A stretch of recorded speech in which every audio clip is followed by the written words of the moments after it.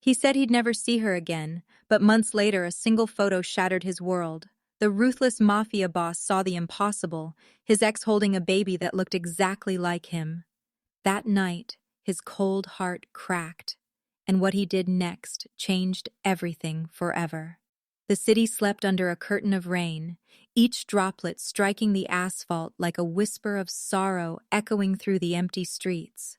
Lightning cracked across the sky, revealing fleeting glimpses of two figures standing beneath a flickering streetlight.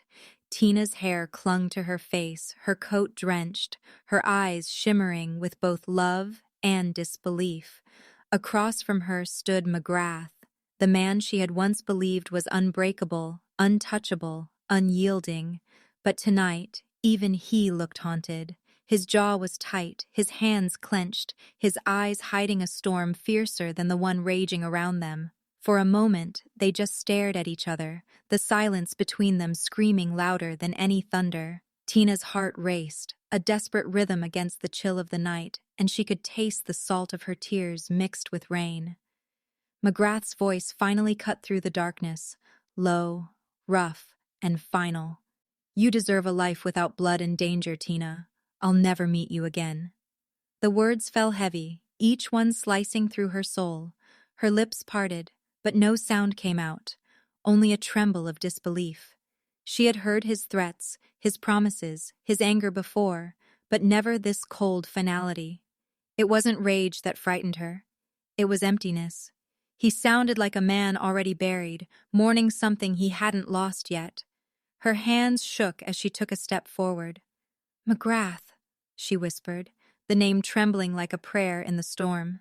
He turned his head slightly, rain running down his sharp cheekbones, refusing to meet her eyes. The night air carried the scent of smoke and steel, the city's unending wail, or humming in the background. Tina's breath came out uneven, white mist vanishing into the rain. She wanted to reach him, to grab his coat, to make him stay, but every inch between them felt like a battlefield, and she was losing ground. His face was unreadable, a mask carved from pain and pride. "Don't make this harder," he muttered, his voice hoarse. Her fingers curled against her chest, clutching at the ache spreading through her ribs. The streetlight above flickered, throwing shadows over his face. For a heartbeat, she saw not the Mafia boss, but the man who once kissed her forehead and promised forever. Lightning illuminated his eyes, and for a fleeting moment she saw it. Grief. Real, raw, suffocating grief.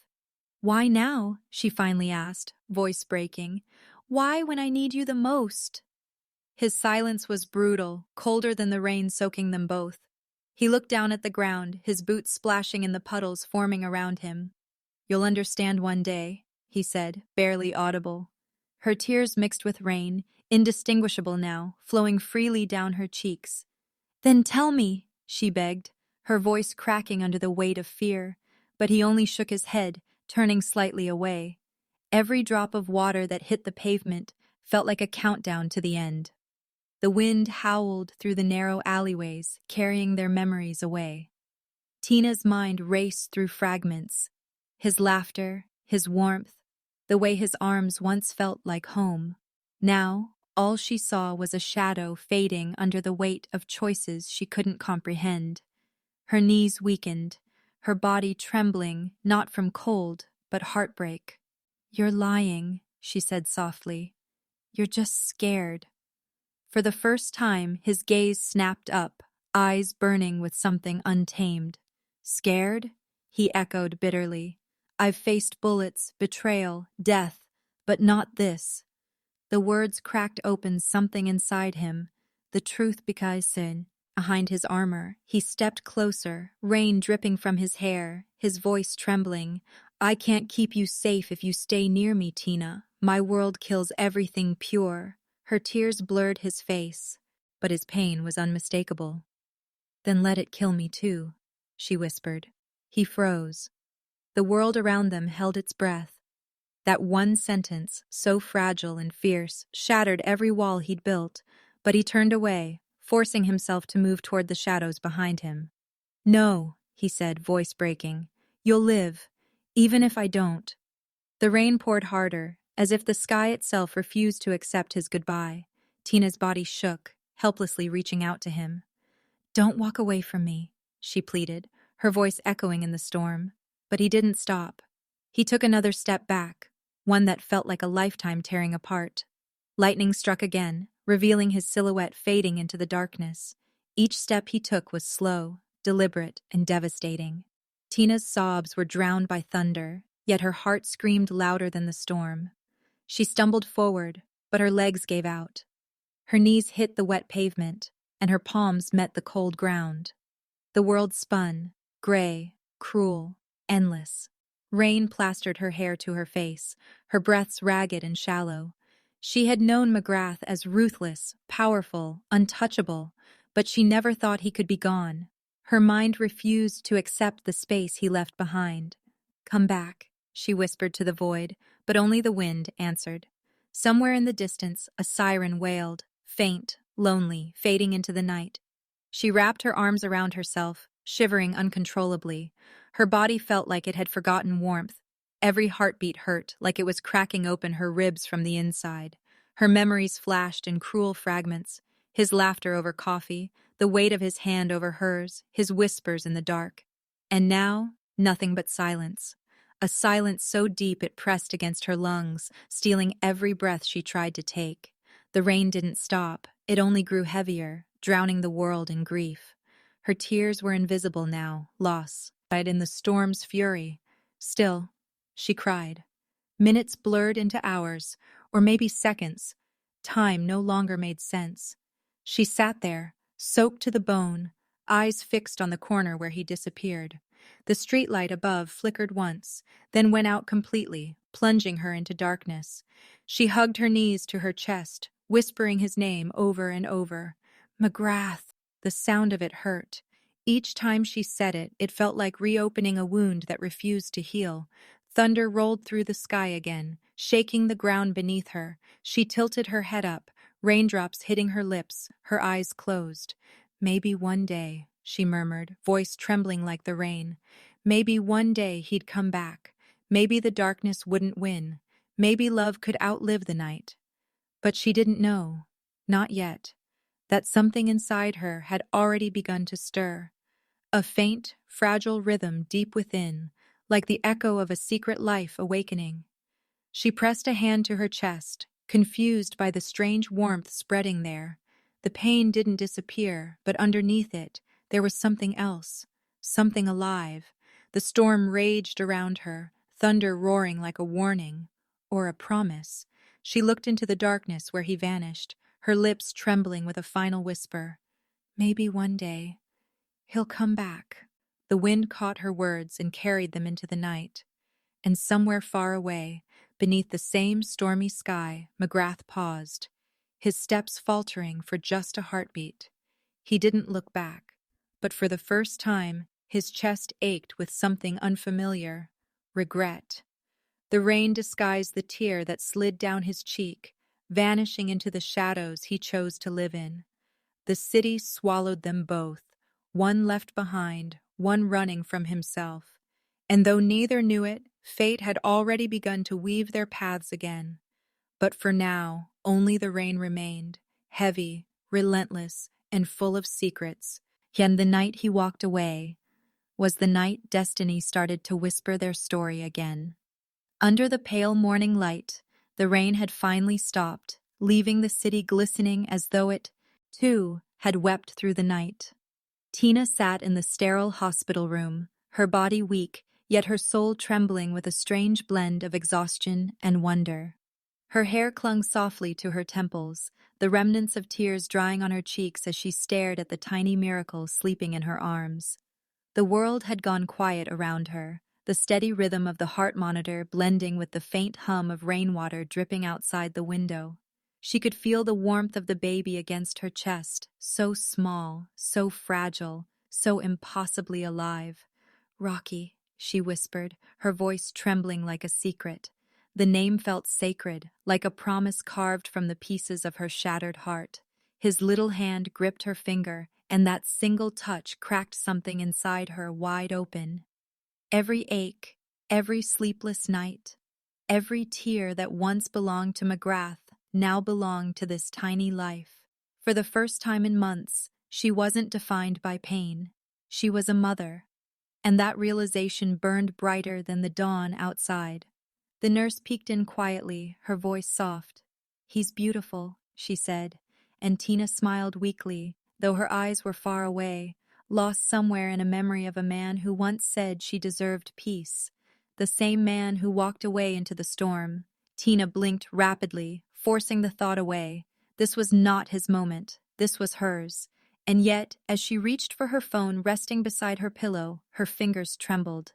She wanted to share this, to show her best friend, the only person who'd stayed when her world had collapsed. The camera clicked softly, capturing the tender image of her and her newborn son wrapped in a hospital blanket, their faces glowing with fragile peace. She smiled faintly, her eyes red but full of light. "Welcome to the world, my little warrior," she whispered. Her thumb hovered over the screen as she opened her contact list. The tears in her eyes blurred the names, but she didn't care. She typed a message through the haze. "He's here, my everything." Her finger hit send, and the phone made a soft whoosh sound, that simple digital exhale that sealed her joy into words. But as the seconds ticked by, an uneasy feeling prickled at the back of her mind. The contact name she'd tapped hadn't looked familiar. Her breath caught. She opened the message thread. Her blood turned cold. The message had been sent to McGrath. The phone slipped slightly from her grasp, landing on the blanket beside her son. For a moment she couldn't move. Her heart pounded so hard she could hear it in her ears. The man who swore he'd never meet her again. The man she had tried to forget with every breath. The man who had no idea that his goodbye had left behind a heartbeat. Their child. Her trembling fingers hovered over the screen, as if touching his name might burn her. Her throat tightened as she whispered to herself, "No, no, no, no." Her pulse raced faster. She tried to delete it, but it was too late. The message had been delivered, seen. Her chest constricted as panic crawled up her spine. What would he think? Would he ignore it? Or worse, come back? She shut her eyes, her heart screaming with conflicting emotions. The silence of the room became unbearable.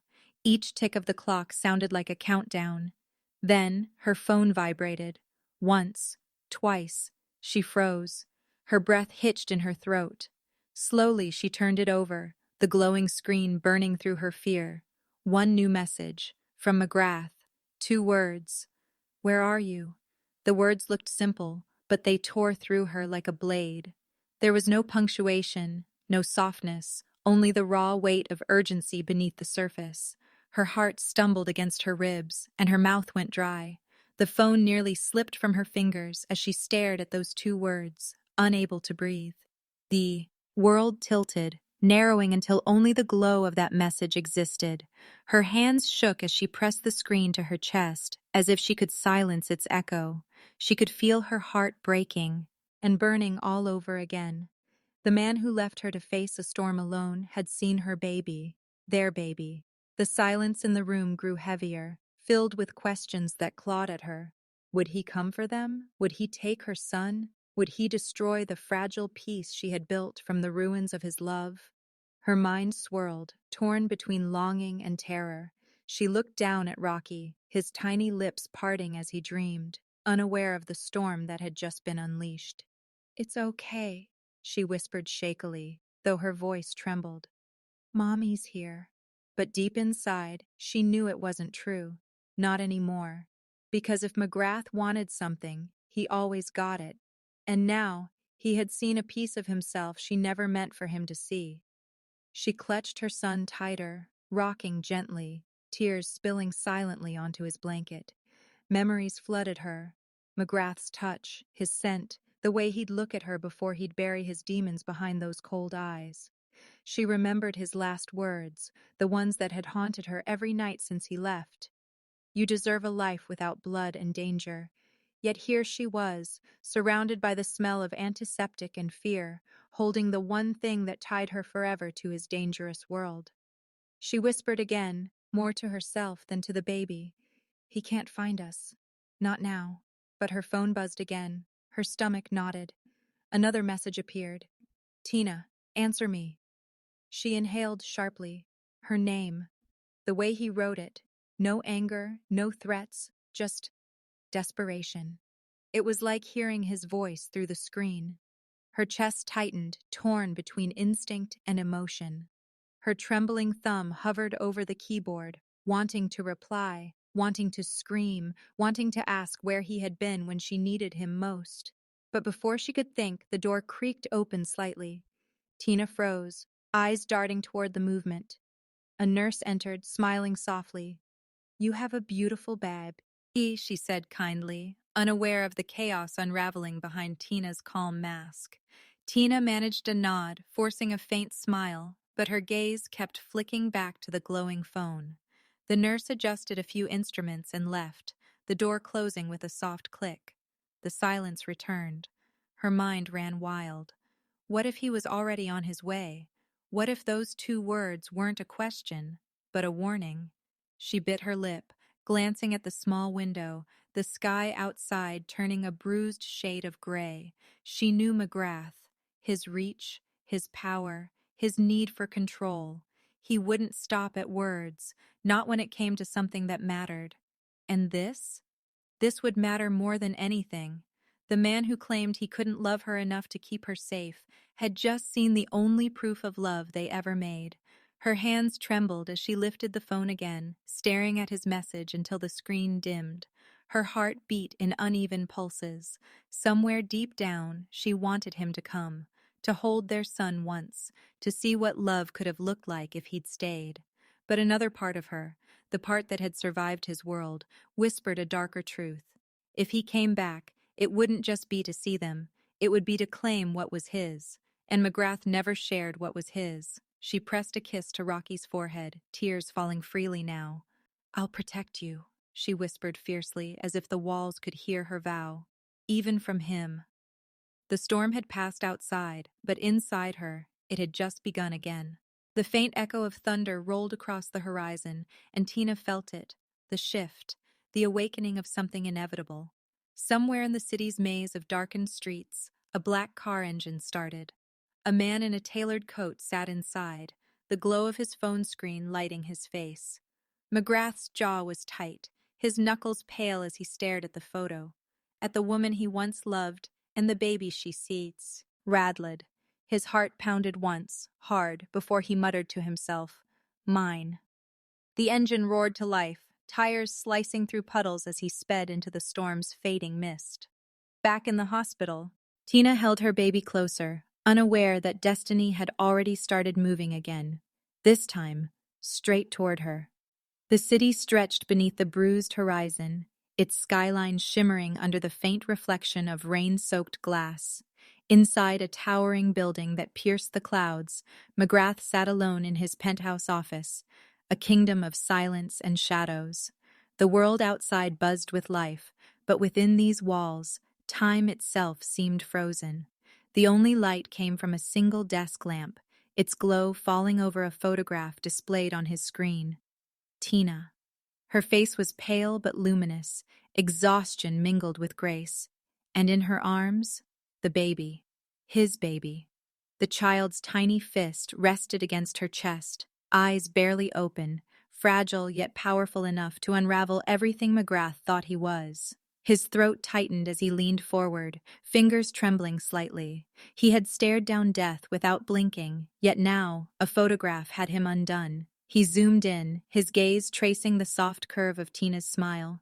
It wasn't the same woman he left beneath the rain. This one was stronger, though her eyes still carried the same quiet ache, the same wound he'd given her. And the baby, the resemblance was undeniable. His son's dark hair, his own sharp jawline softened by innocence, his tiny hand gripping her finger with possessive instinct. McGrath's pulse hammered, the room shrinking around him. His mind refused to believe it, yet his heart had already accepted it. That was his blood, his legacy, his mistake, and his miracle. He reached for his glass of whiskey, the liquid trembling in his hand before he tossed it back, the burn cutting through his chest like guilt. The taste turned bitter. For years he had trained himself to feel nothing. No love, no regret, no hesitation. But that image shattered his discipline in seconds. Mine, he whispered under his breath, the word Brea, king through clenched teeth. It wasn't a declaration. It was a confession. The sound echoed through the empty room, carried by the hum of the city beyond the windows. He sank back in his leather chair, his mind spinning.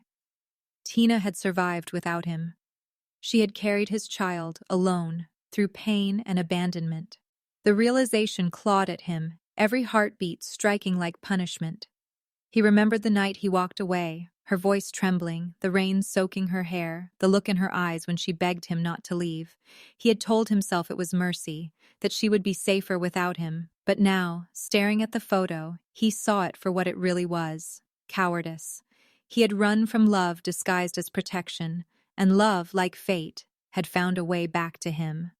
The photo glowed brighter on the screen as another memory tore through him. The first time he held Tina close, her laughter melting through his armor, her touch grounding him in a world that otherwise felt like war. And now she had given him something far greater: a son. His son. The air grew heavier, his breathing shallow. He slammed the glass down onto the table with a sharp crack, amber liquid spilling across the polished wood. The sound reverberated through the room, startling his guards outside. One of them appeared at the door, hesitating. "Boss, everything all right?" McGrath didn't look up. His voice came low and sharp. "Get the chopper ready." The guard froze. "Sir?" McGrath finally raised his gaze, and what the man saw made him step back. Eyes once cold and merciless now burned with something far more dangerous than rage: determination. "Find her," McGrath said, each word precise, deliberate, and lethal in intent. "Tina, I don't care how far. No excuses." The guard nodded quickly, disappearing down the hallway as orders spread like wildfire through the mansion. McGrath stayed seated, staring at the photo again. His reflection merged with the image on the glass, his face shadowed beside Tina's and the baby's. The sight sent a shiver down his spine. For years, his empire had been built on control, but this single moment made him realize he had never been in control of anything that truly mattered. His pulse drummed in his ears. He rose abruptly, crossing the room to the massive window overlooking the city. Raindrops still clung to the glass, distorting the lights below like teardrops frozen mid-fall. His reflection looked back at him, the ruthless mafia boss, the man who ruled through fear. Yet now his chest ached with a tenderness he couldn't cage. He placed a hand against the cold glass, whispering to the night, "You shouldn't have done this without me, Tina." His voice cracked slightly, betraying the storm inside him. "But you were always braver than I was." His eyes lingered on the skyline, the ache in his chest deepening. He could see flashes of her laughter, her stubbornness, the way she'd call him out when he tried to hide behind his armor. And now she'd face the hardest battle of all, bringing his son into the world, alone. That thought broke him. A sharp breath escaped his throat as he clenched his fist, knuckles whitening against the glass. "Not anymore," he muttered. Behind him the door opened again, his right-hand man entering quietly. "Sir, the chopper's being prepped. Pilot's ready in 5 minutes." McGrath turned, his coat brushing against the edge of his desk. "Good. Make sure she's found. Hospitals, clinics, every damn city record. Start there." "Understood," the man replied, but hesitated. "You want backup?" McGrath's eyes flicked toward him, cold steel meeting hesitation. "No, this isn't business." The man swallowed hard, nodding before slipping out. Alone again, McGrath exhaled slowly, dragging a hand through his hair. His pulse refused to settle. He could feel something unfamiliar clawing at him from within. Fear. Not for his life, but for what he had already lost once. He knew Tina. She wouldn't forgive Ian easily. She might even run. But that didn't matter. He would find her. He had to. Every inch of his being demanded it. His phone buzzed on the desk, but he ignored it. The sound of rotor blades faintly reached his ears through the glass, steady, growing louder. The chopper was ready. He slipped his gun into its holster, not out of paranoia, but habit. Old instincts never died, even when the fight was for something as fragile as love. His coat swung around him as he strode toward the elevator, every step echoing with purpose. Yet beneath that calculated power, his heart was in chaos. Each floor he descended felt heavier, each second stretching between past and present, between the man he had been and the man he might still become. The elevator doors opened to the rooftop. The wind hit him instantly, cool and sharp. The helicopter's blades whirled, cutting through the fading mist as the sky began to clear. He paused just before boarding, glancing once more at his phone screen. The image of Tina and the baby stared back at him. His throat tightened and his jaw flexed as he whispered to himself, "I'm coming home." The pilot turned as he climbed aboard. "Destination, sir?" McGrath's voice was low, steady, but burning with emotion. "Wherever she is." The helicopter lifted off, the city lights reflecting in his eyes as he looked out the window. A man built for war, now chasing something far more terrifying: forgiveness. The wind roared around him, but inside he heard only one sound: the faint echo of a baby's heartbeat, calling him back to the life he thought he had buried. The empire he'd built felt small now, hollow, meaningless. Power couldn't fill the void Tina had left. Only she could. And as the city shrank beneath him, McGrath's hand clenched into a fist over his chest, the ache growing unbearable. The storm outside had ended, but inside him it had only just begged. One that no weapon, no enemy, no wealth could silence. Somewhere far below, Tina was holding his son, unaware that the devil she once loved had just remembered how to feel again. The chopper tilted forward, slicing through the clouds. McGrath's eyes stayed locked on the horizon, unblinking, determined. His world of steel and shadows was shifting, and this time he wouldn't run, because the heart he'd once buried under bullets and pride refused to stay cold any longer. The helicopter cut through the morning fog as the first light of dawn bled across the horizon. McGrath's eyes never left the window. Beneath him, the city sprawled like a living map of memories, every corner haunted by shadows of his past. His pulse drummed with a rhythm that wasn't born of adrenaline this time, but something deeper, raw, fear, not of enemies, not of death, but of seeing Tina again, of what he might find in her eyes. He had spent years mastering control, burying emotions behind walls of power and violence. But the moment he saw that photograph, all those walls had crumbled. And now, as the helicopter descended onto the hospital's rooftop, his chest felt like it might split apart from the weight of what was coming. The wind howled as the blades slowed, scattering rainwater across the landing pad. McGrath stepped out, his coat whipping in the gust, his eyes cold yet burning with a desperate fire. His men followed at a distance, uncertain whether they were protecting him or witnessing his unraveling. Inside the hospital, the sterile scent of antiseptic hit him like a wave of purity he didn't deserve. Everything was too white, too quiet. It reminded him of death, not life. And yet somewhere inside these walls, life awaited him. His heart raced faster than his footsteps as he strode through the corridors, his boots echoing sharply against the tile. Nurses looked up, startled by his commanding presence, unsure whether to greet him or move aside. No one dared stop him. His world had always been one of orders obeyed without question, and tonight was no different. Only the mission was. "Room 217, his man whispered behind him, after confirming the records. McGrath nodded, jaw tight. Each step toward that door felt like walking through years of regret. Inside the room, Tina sat propped against crisp white pillows, her hair loose and damp against her shoulders. The exhaustion of childbirth still clung to her, but beneath it was something luminous, a quiet strength that only a woman who had endured the impossible could carry. Rocky stirred softly in her arms, his small body wrapped in a pale blue blanket. The storm had passed outside, but her world still felt fragile, like one wrong sound could shatter it all. Then she heard it, heavy footsteps approaching, echoing closer and closer. Her heart skipped. That rhythm, she knew it. Her fingers tightened protectively around the baby. The door slammed open. McGrath stood there, tall, broad-shouldered, the air around him charged with energy. His dark suit clung to him, damp from the rain, his expression caught between disbelief and devastation. For a heartbeat, the world went silent. Only the soft beeping of hospital monitors filled the void. Tina froze.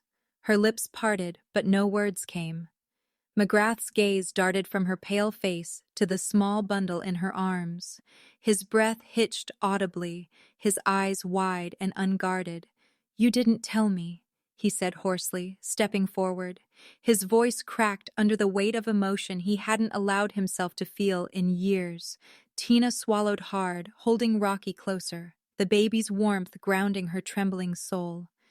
"You said never to find you again," she whispered.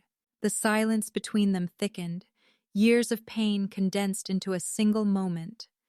McGrath took another step, his hand shaking as if the air between them burned. "That's my son, isn't it?" The question wasn't really a question. It was an acknowledgement of what his heart already knew. Tina couldn't speak. Her throat tightened until breathing hurt. Her silence said everything, and in that silence, McGrath's walls, the ones made of steel and pride, finally shattered.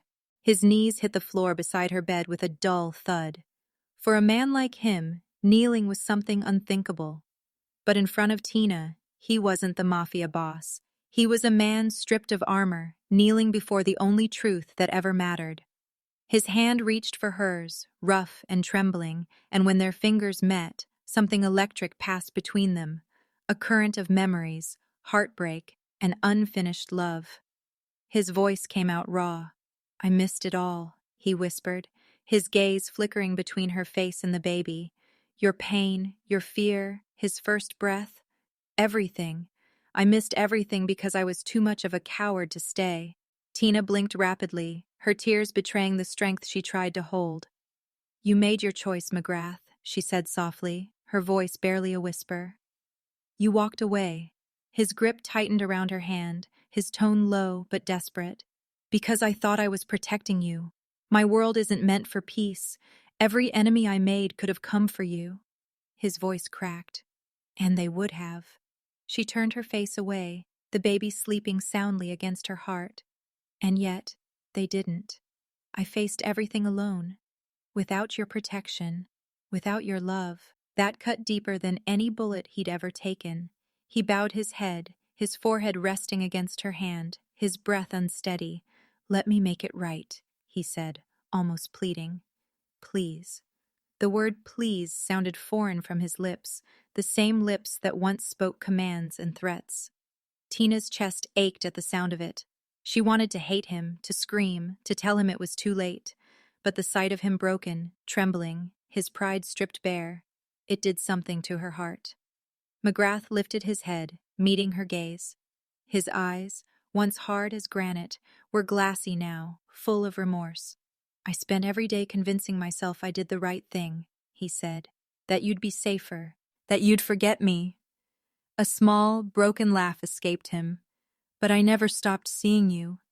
Every woman I passed on the street I looked twice, hoping it was you. Every night I closed my eyes, and you were there." Tina shook her head slowly, tears spilling freely now. "You can't erase the past," she whispered. He inhaled shakily, moving closer until their faces were inches apart.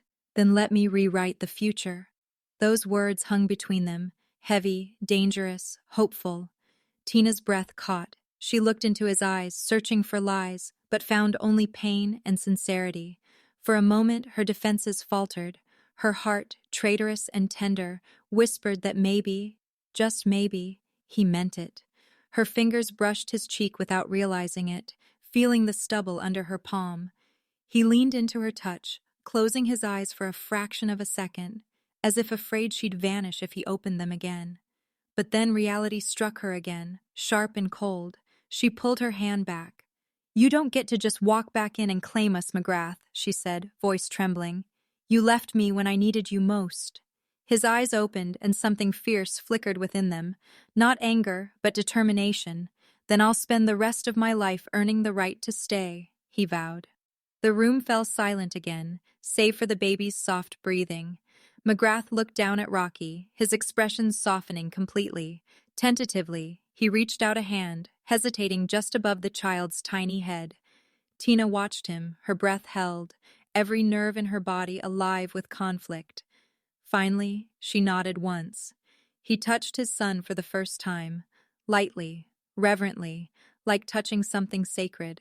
Rocky stirred, a soft sound escaping his lips, and McGrath's composure nearly broke. His jaw clenched, his shoulders trembling. "He looks like you?" he murmured. Tina smiled weakly through tears. "No, he looks like us." That word, us, sent a rush of warmth through him, hope igniting somewhere deep and buried. He looked back at her, eyes full of a question he didn't dare speak aloud. She met his gaze, her tears falling silently, her heart torn between forgiveness and fear. McGrath stood slowly, still close to her, the shadow of his frame falling over them both. The faint morning light broke through the window blinds, landing across his face, half in light, half in darkness. That's what he was, she realized, a man divided, half redemption, half ruin. He took a small step back, his voice barely a whisper. "I'll protect you now, both of you. No one touches what's mine." The words carried both promise and threat, the language of a man who loved like fire, beautiful but dangerous. Tina exhaled shakily, glancing down at Rocky. "He doesn't need a protector," she said softly. "He needs a father." McGrath froze. The simplicity of her words hit harder than any gunshot. His lips parted, but no sound came out. A father, the title he never thought he'd earn, the title he didn't deserve, yet wanted more than anything. He looked at his son again, and for the first time in years, the world felt different. He didn't know how long they stood like that, suspended between past and possibility. The air in the room pulsed with unspoken emotion. Finally, McGrath stepped closer again, lowering his voice to a whisper that brushed her ear. "You may not believe me now, Tina, but I swear, I'll never walk away again." She closed her eyes, fighting the tears that refused to stop, and though she wanted to stay strong, her heart betrayed her with a single tear that slid down her cheek. McGrath saw it, his chest tightening, his fingers itching to wipe it away. But he didn't. Not yet. He knew that one touch could either heal everything or destroy it all over again. He turned toward the door, pausing in the threshold. The guards outside stiffened as he looked back one last time. His gaze lingered on her, the woman who had survived his absence, and on the tiny miracle that bore his name. "I'll fix this," he murmured. And with that, he stepped into the hallway, his shadow stretching long and dark across the sterile white floor. Behind him, Tina sat in silence, her heart pounding, torn between rage and yearning. She looked down at her son, his little hand curling around her finger, and whispered, voice trembling, "He's back." But she didn't know yet whether that was her salvation or the beginning of another storm. The hospital had turned into a fortress overnight, and Tina could feel it in every breath she took. The tension, the watchful eyes, the suffocating protection that surrounded her like invisible chains. McGrath moved through the sterile corridors with a presence that made everyone part like shadows before fire. The once cold, ruthless man now lingered by her bedside, silent but burning with emotions too heavy to name. Every time his gaze found hers, something dangerous flickered. Remorse, love, hunger, all wrapped in the storm he carried inside. The walls that once separated their worlds had become the very walls enclosing them together. Flowers filled every corner of her room, white lilies, roses, and orchids, beauty trying to disguise the scars of the past. He brought her everything, yet she felt like the most priceless prisoner. His men guarded the doors, his voice commanded the nurses, his eyes never left her or their son. Rocky lay sleeping between them, a fragile symbol of what once was lost and now painfully reclaimed. Tina watched McGrath holding the baby, his large, scarred hands trembling as if afraid he might break him. It was almost unreal, the same hands that once ruled empires now cradling life with such tenderness. "You don't have to stay," she said quietly, but her voice betrayed the ache she felt even at the thought of him leaving. He didn't look up, only pressed a kiss on the baby's forehead. "You think I could walk away again after seeing him?" His tone was low, dark, almost a growl of devotion. She turned her face away, her chest tightening. "You walked away before." The words sliced between them, sharper than any blade. He finally looked at her then, his eyes no longer the cold steel of the Mafia boss, but molten, pained, and pleading. "And I died every day since," he whispered. That confession broke something in her resolve. She wanted to hate him, to scream, but her heart betrayed her with tears that slipped silently down her cheeks. Night fell slowly, cloaking the room in a dim, golden glow. McGrath sat beside her, his elbows on his knees, his gaze lost in the rhythm of the baby's breathing. "You don't trust me," he murmured, almost to himself. "I can't," she replied. "Not yet." He leaned back, exhaling smoke into the dim light from the open window. The scent of rain still clung to him, the same scent from that night months ago, the night he left her. "Then I'll earn it back," he said softly, and for the first time, she believed he meant it. His presence filled the room like gravity, inescapable, consuming. The next morning, Tina woke to find him still there, sitting by the window, the sunrise brushing gold across his sharp jawline. His suit jacket was off, his white shirt open at the collar, a gun lying beside him on the table. He looked like sin dressed in redemption. Her heart twisted at the sight. How could a man so dangerous look so broken when he watched his sleeping son? She turned away quickly, but not before he noticed. "What?" he asked, voice hoarse from sleepless hours. "Nothing," she lied, but her pulse betrayed her. He stood, walked closer, and she could feel the heat of his presence before he even touched her. "It's not nothing," he said. "You're afraid of me." "I'm afraid of what you make me feel," she whispered. That stopped him cold. His breath hitched, his jaw tensed, and then, slowly, he reached out, fingers brushing a strand of her hair away from her face. "Then feel it," he said, his voice rough as velvet, "because I'm not letting you go again." The air thickened between them, charged and trembling. Every heartbeat felt like thunder. Tina tried to move, but he stepped closer, his gaze locked on her lips. "McGrath," she whispered, warning and wanting tangled in her tone. "You don't have to do this." "I've already lost you once," he said, voice dark, trembling. "I won't let fate take you again." His hand cupped her cheek, thumb tracing the path of her tears, and for the first time since his return, she saw the man beneath the armor, raw, desperate, and painfully human. "Why now?" she asked, her voice a fragile thread. "Why after all this time?" His lips curved in a bitter half-smile. "Because I finally realized what it's like to live without a heart." The confession left her trembling. She could feel his breath on her skin, warm and hauntingly familiar. Her body remembered him even when her mind screamed no. The silence between them burned, heavy with memories, pain, and a desire neither could bury. Just when she thought he would step back, his hand dropped to her shoulder, steady but possessive. "You can hate me all you want," he murmured, "but I'll still protect you."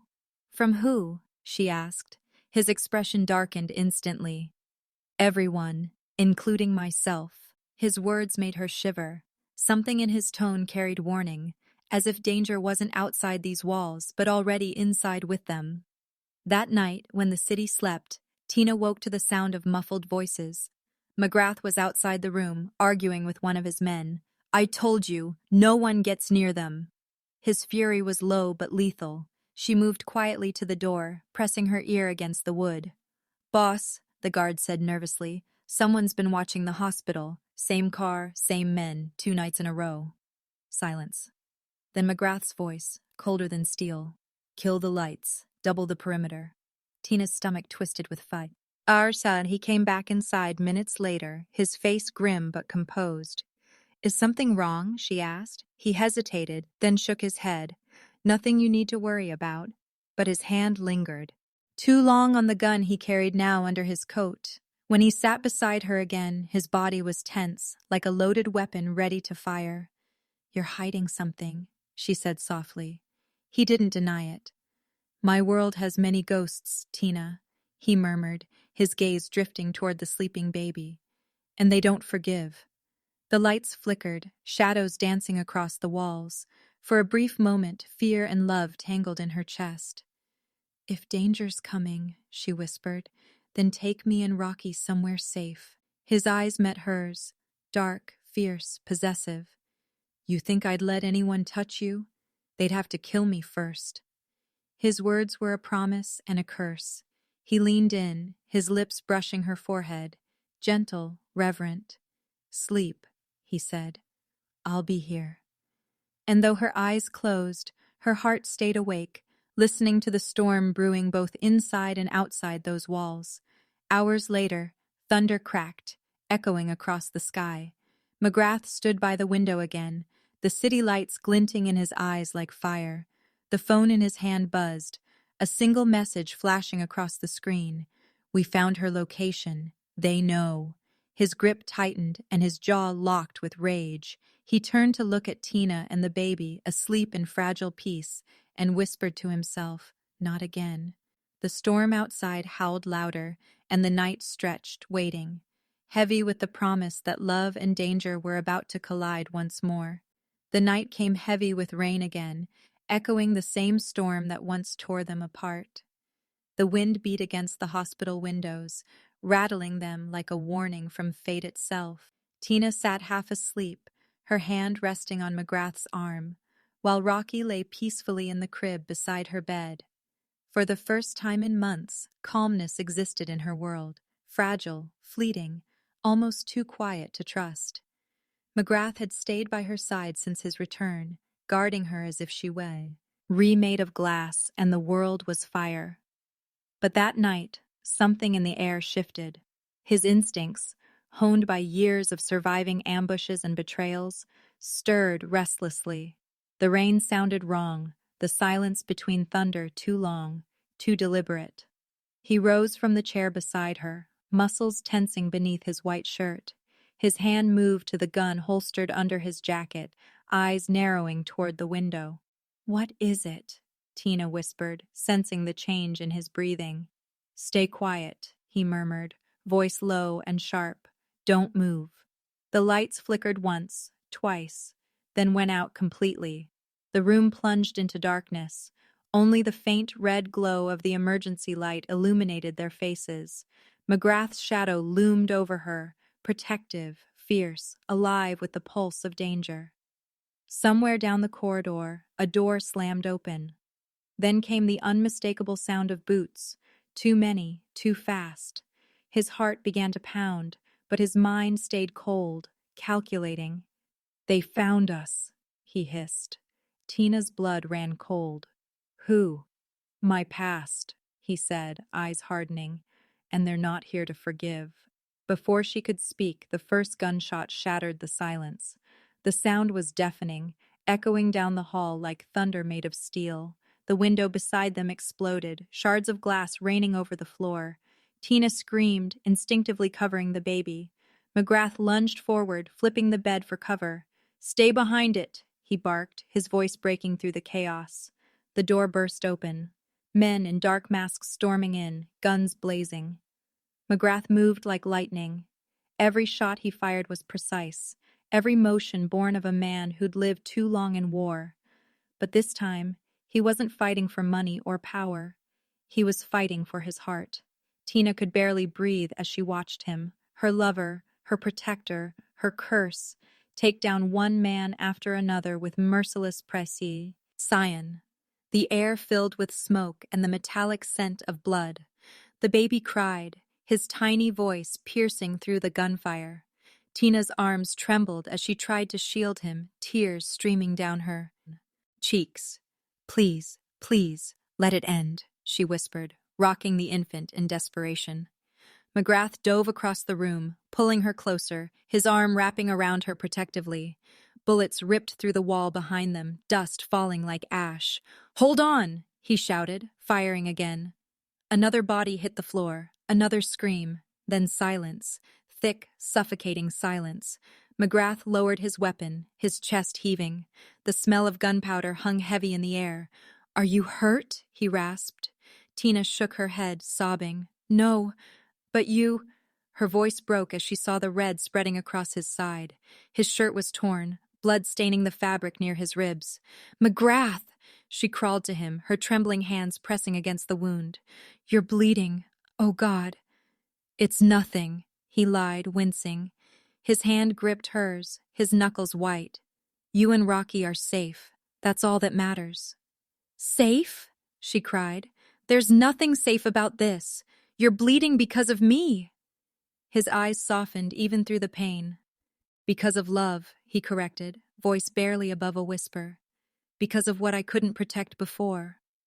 The sirens wailed faintly in the distance, the echo of salvation still too far away. Tina's tears mixed with the blood on her fingers as she tried to stop the bleeding. "Don't you dare leave me again," she said fiercely. "You hear me?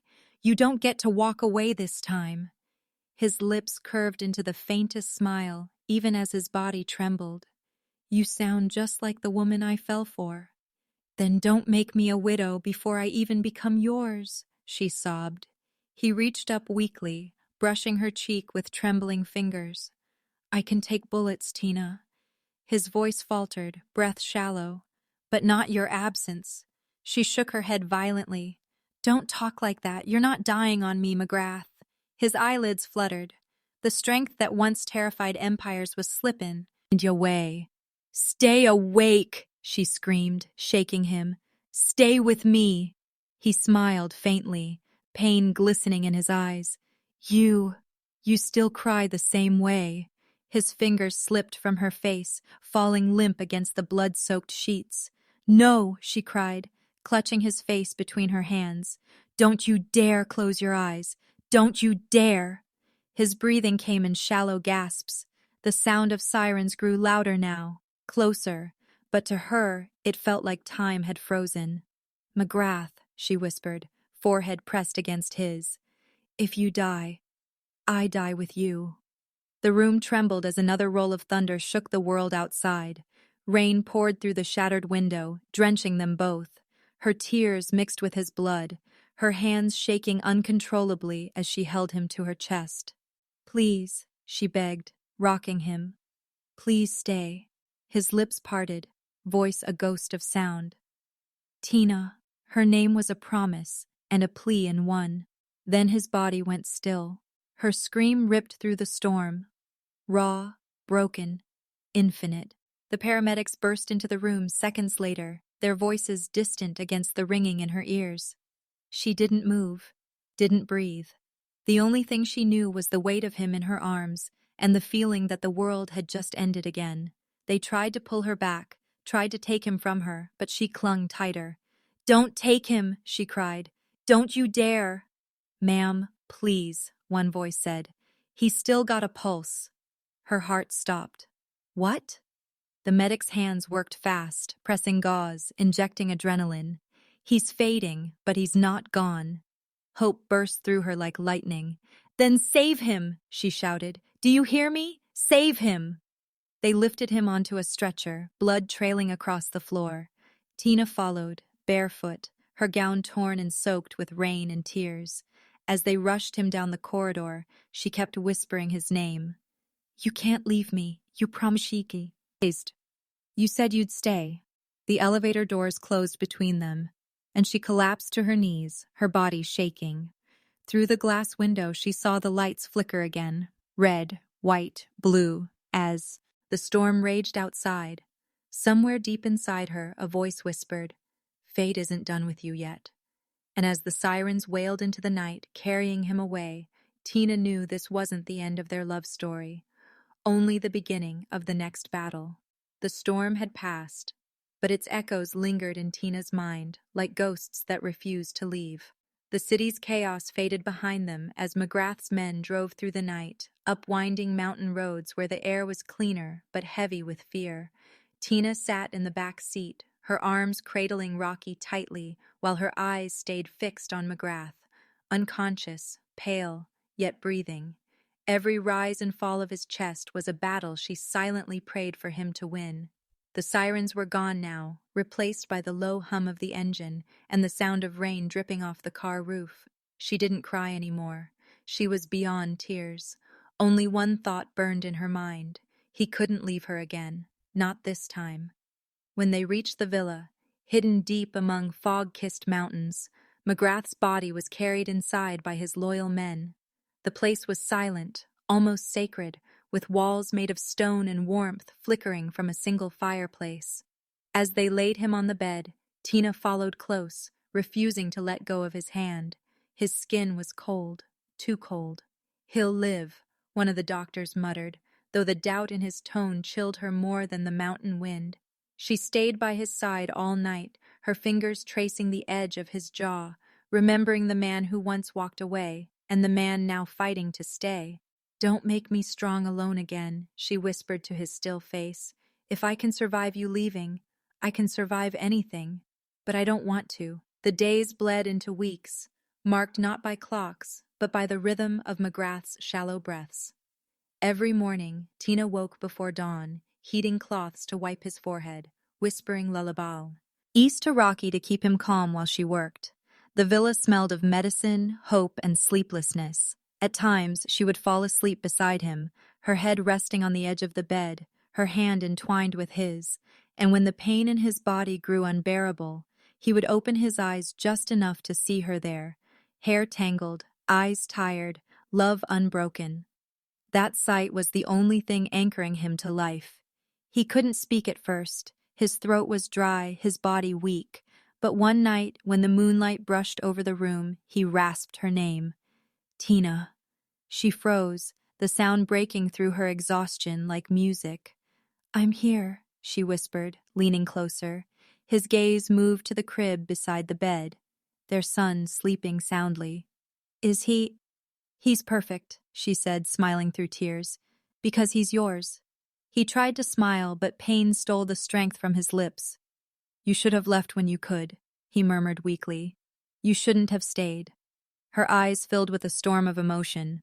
"I stayed because I love you," she said simply, "and because I'm done watching you fight alone." That night, for the first time, he slept peacefully. As his wounds healed, so did something deeper, the hollow part of him that had forgotten what it felt like to be human. Each day, Tina drew him back from the edge with small moments, feeding him spoonfuls of soup when his hands trembled, reading softly by his bedside, laughing softly when Rocky's tiny hands reached for his father's face. Slowly, color returned to McGrath's skin.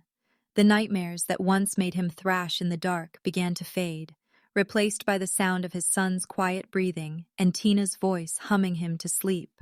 One morning, as sunlight poured through the window, McGrath woke to a sight that silenced him completely.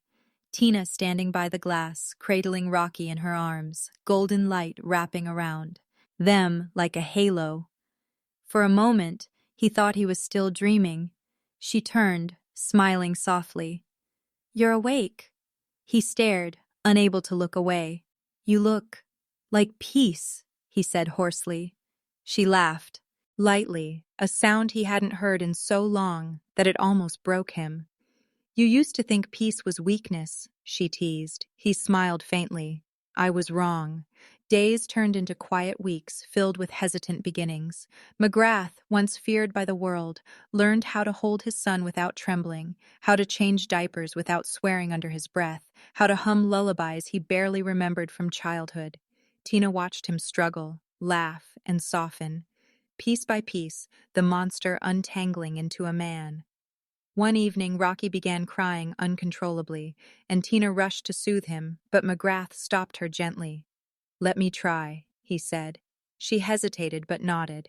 He picked up the baby awkwardly, holding him close, his voice rough as he murmured, "Hey, hey, little man, your father's here." The crying slowed. Rocky blinked up at him, his tiny fingers curling around McGrath's thumb. The Mafia boss, the man who had seen death too many times to count, suddenly felt tears burn his eyes. "He knows you," Tina whispered. McGrath swallowed hard. "No," he said softly. "He forgives me." That night, as Tina laid Rocky to sleep, she found McGrath standing on the balcony, staring at the mountains. The air was crisp, moonlight brushing his scarred face. She stepped beside him quietly. "You should be resting." "I am," he said, his voice low. "Just not the way I used to." She followed his gaze, the endless dark horizon where stars flickered like promises. "What are you thinking?" she asked. "That I don't deserve this," he replied. "You, him, this peace." She turned toward him, her voice soft but steady. "Then earn it." His eyes met hers, something raw flickering inside them. "You make it sound so simple." "It is," she whispered. "Just don't run from love again." In the days that followed, McGrath tried. He repaired the broken parts of himself one gesture at a time. The breakfast assets he made her, the way he'd quietly take Rocky from her arms so she could sleep, the small smiles that used to be impossible for him. And yet, even as life began to bloom again, the shadows of his old world lingered in his eyes. One evening, as they sat by the fire, Tina noticed his gaze drifting to the gun resting on the table. "You're still thinking about them, aren't you?" she asked. He didn't answer. The flames flickered across his face, revealing the war still raging inside him. "They won't stop," he finally said. "Not until I end it." She reached for his hand, squeezing it tightly. "Then we face it together," she said. "I'm not afraid anymore." His eyes softened, filled with something deeper than love, reverence. "You healed what bullets never could," he said quietly. She looked down, tears shimmering in her lashes. "I never stopped loving you, McGrath," she confessed. "I just stopped waiting." He leaned closer, the firelight catching the gold in his eyes. "Then don't wait anymore," he whispered. His hand brushed her cheek, tracing the path of her tears. "Because I'm done running." She closed her eyes, leaning into his touch, and for the first time since the night under the streetlight, there was no distance between them, no fear, no lies, no past, just two souls finally finding their way back. When he kissed her, it wasn't soft or uncertain. It was deep, aching, and full of years they had lost to pride and pain. Tina melted against him, her fingers gripping his shirt as if anchoring him to the present. The fire crackled beside them, the wind sighed through the mountains, and their world shrank to the rhythm of one heartbeat shared between two bodies. That night, love wasn't born. It was reborn in the ashes of everything that had tried to destroy them. And yet, even as dawn approached and peace wrapped around the villa, a single thought stirred in McGrath's mind. Shadows never disappear completely. They only wait for light to dim.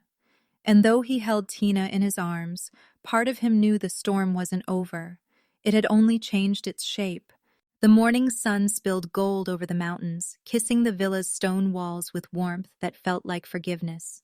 The world had changed for them. No longer a battlefield of fear and betrayal, but a sanctuary where love had learned to breathe again. Months had passed since that night of rebirth, and the villa now echoed with the music of life. The once silent halls were filled with Rocky's laughter, Tina's soft humming, and McGrath's voice, deep, steady, and gentle, in ways that once seemed impossible. The man who had once commanded armies now spent his days chasing a tiny pair of feet across the garden, his gun replaced by a rattle, his threats by lullabies. It wasn't an easy transition. It was redemption earned one breath at a time. McGrath sat beneath the old oak tree that shaded the garden, Rocky on his lap, tugging at his father's shirt. The boy's laughter echoed through the morning air, wild and pure, the sound of innocence untouched by the darkness his father once carried. McGrath smiled, the kind of smile that reached his eyes, that softened the sharpness of his face. Every time Rocky giggled, something inside him healed, a wound he never knew existed. "You're strong, just like your mother," he whispered, pressing a kiss to his son's hair. Tina watched them from the porch, her heart full to the brim. For so long she had dreamed of this, Not the mansion, not the riches, but the simple sight of peace in the man she loved. She leaned against the doorway, eyes tracing the curve of McGrath's smile, the way he lifted their son into the sunlight, as if showing the heavens what redemption looked like. He turned and saw her, and for a moment the world seemed to stop. Their eyes met, his, filled with gratitude and longing, hers, glowing with quiet strength. He rose from the bench and walked toward her, Rocky nestled securely in his arms. "You gave me life, twice," he said softly, stopping in front of her. "Once when you loved me, and again when you forgave me." Tina's throat tightened. Her fingers brushed against his cheek, feeling the warmth there, the pulse beneath his skin. "You gave me something too," she whispered, "proof that even the coldest hearts can learn to love again." He smiled, a real, unguarded smile that belonged only to her. They stood there in the fading light, their sun between them, the past dissolving like mist behind the hills. The wind carried the scent of blooming jasmine through the air, mingling with the faint sound of birds returning to their nests. McGrath leaned closer, his forehead resting gently against hers. "No more running, Tina," he murmured. "No more coldness. Only us." Tears welled in her eyes, but this time they weren't from pain. They were from peace. "Some love stories don't start perfect," she said, her voice trembling. "They become perfect through pain." As the sun dipped low, the sky turned into a canvas of gold and rose, painting their silhouettes against the horizon. McGrath wrapped his arm around her waist, pulling her close.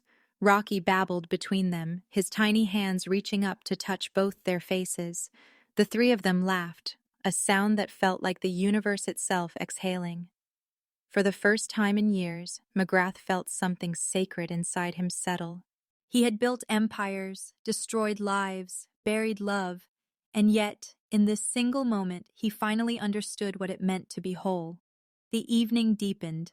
Lanterns flickered along the villa walls, throwing soft light across their faces. Tina sat beside him on the steps, Rocky asleep in her arms. "Do you ever think about the past?" she asked quietly. McGrath exhaled, his gaze fixed on the horizon. "Every day," he admitted, "but not with regret anymore. The past made me who I am. It brought me back to you." She leaned her head on his shoulder, feeling the steady rhythm of his heartbeat beneath her ear. "Then maybe the past wasn't punishment," she whispered. "Maybe it was preparation." McGrath chuckled softly, his fingers tracing idle circles on her hand. "You sound like my conscience," he teased. She smiled faintly. "Maybe I am." A comfortable silence settled between them, broken only by the chirping of crickets and the rustle of leaves. The world around them had gone quiet, but inside that stillness, there was life, real, tender, unbreakable. Later that night, after putting Rocky to sleep, Tina found McGrath in the study. The firelight danced across his face as he stared at an old photograph, one of his men, the ones he'd lost along the way. "They'd never believe this," he murmured, half to himself, "that I traded the underworld for bedtime stories." Tina walked behind him, wrapping her arms around his shoulders. "Maybe they would," she whispered, "because even devils fall when they meet angels." He turned to look at her, his hand coming up to cradle her face. "Then you must be mine." "Always was," she breathed, before he kissed her, slow, lingering, filled with every unsaid word between them. The fire crackled, the shadows swayed, and in that embrace, years of pain dissolved. When they finally broke apart, McGrath rested his forehead against hers. "You know," he said softly, "I used to think love was weakness. Now I know. It's the only thing that makes a man strong enough to change." Tina smiled, her eyes glistening. "And I used to think forgiveness was impossible," she replied. "But you taught me that even broken hearts can beat again." As dawn painted the sky with a new day, McGrath carried Rocky outside, holding him up to the rising sun. "You'll never know the world I once ruled," he whispered. "Only the one we're building now." Tina joined him, wrapping her arm around his waist. Together they watched the light spill across the horizon, soft, endless, and full of promise. In that moment, the past no longer held power over them. There were no more enemies, no more secrets, only the quiet truth of a love that had survived everything meant to destroy it. McGrath turned to her, brushing a strand of hair from her face. "You changed me, Tina." She smiled through tears. "No," she whispered. "You chose to change. For us." He kissed her again. Not as the mafia boss he once was, but as the man he had become. Gentle, human, free. The mountains echoed with the soft laughter of a family reborn from ashes. And as the last rays of sunlight embraced them, their story came full circle. Not a tale of crime or power, but of redemption, love, and second chances. Because some hearts, no matter how shattered, find their way back to the rhythm of love. And in that rhythm, McGrath and Tina's souls finally reunited, not as the broken lovers of yesterday, but as the proof that even the darkest storms can end in light. If this story touched your heart, don't forget to like, share, and subscribe to Heartwoven Tales. Your one click helps our next tale come alive. Turn on the bell icon, because the next story might just steal your heart all over again.